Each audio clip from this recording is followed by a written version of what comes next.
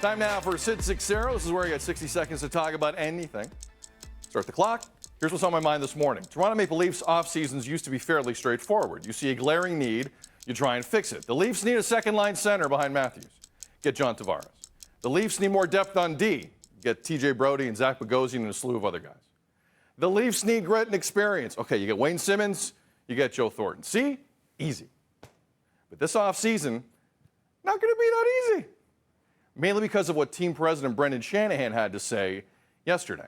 In his first comment since blowing a 3-1 series lead to Montreal, you may have heard, Shanahan said, quote, "There's a killer instinct that's missing that we need to address," end quote. Now, if you need help up front, it's easy to spot those guys in a normal NHL offseason. If you need defensemen or a goaltender, there are guys out there, and they're easy to spot. But how on earth do you spot the players with the killer instinct? It's tough. But the Leafs have to do it right now because they don't have it at all. Like at all.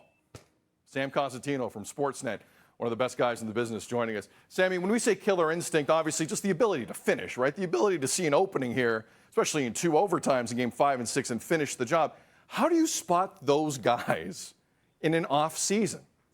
They're really difficult to come by because teams that have them, they covet that experience. Absolutely. They cover that grit and determination, so they're hard to come by. So, everyone's talking about 2004. The Leafs haven't made it past the first round since 2004.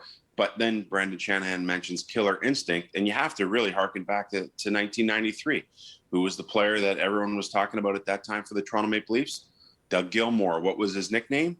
Killer, because he was a guy that when you went into the corner with him, by hook or by crook, he was coming out with the puck and he was taking it hard to the net. So that element is really hard to find. I think you see it in guys like Brendan Gallagher, even someone like Mark Stone, guys who will not take no for an answer, who are so bound and determined to get the job done that they put, at times, their team on their back in order to get it done.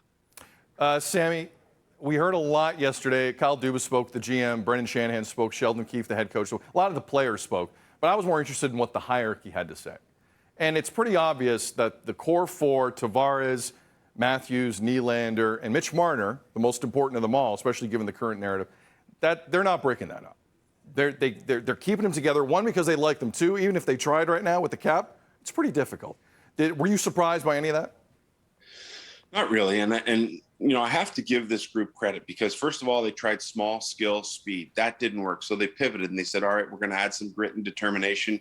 Foligno, the players that you mentioned, Wayne Simmons, Joe Thornton, Jason Spezza. So now that didn't work. What's the plan moving forward? And that's something that they're going to have to get together and figure out. Maybe keep a couple of those guys, sprinkle the bottom of the lineup with some less expensive players, but maybe some of those players that have a little bit more grit and determination. So maybe it's an old school philosophy where you have your top 6 and then you truly have your bottom 6, and they do entirely different things out there on the ice. Maybe that's the new strategy here moving forward. And you're right. Give Dubas credit. I've been a little critical, but when there was a glaring need, it's not like he didn't try to fill it, right?